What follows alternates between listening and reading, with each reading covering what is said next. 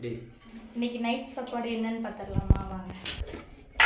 இது பார்த்தீங்கன்னா first time வீட்லேயே நான் பண்ண புரோட்டா பார்த்தீங்கன்னா ஃபஸ்ட் டைம் போட்டதுனால எப்படி வரும்னு பார்த்தா எனக்கு சூப்பராக வந்திருக்கு.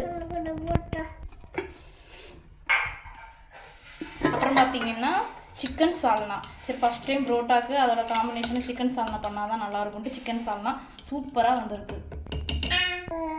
அப்புறம் பார்த்தீங்கன்னா என்ன தான் புரோட்டா சால்னா இருந்தால் என் ஹஸ்பண்டுக்கு வந்து கொஞ்சமாக இந்த மாதிரி கெட்டியாக தேங்காய் சட்னி இருந்தால் ரொம்ப பிடிக்கும். அதனால் அவங்களுக்காண்டி ஸ்பெஷலாக இந்த சட்னி.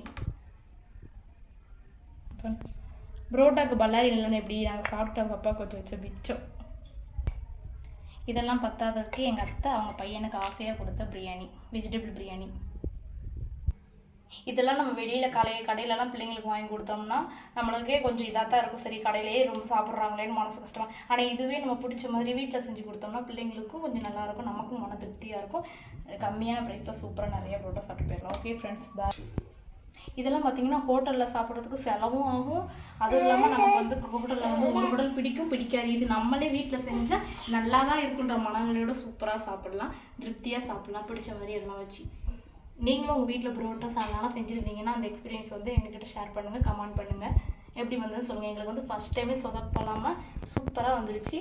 நெக்ஸ்ட் டைம் வேறு ஏதாவது ட்ரை பண்ணி பார்க்குறோம், அதுவும் வீடியோ போடுறோம். ஓகே ஃப்ரெண்ட்ஸ், பாய்.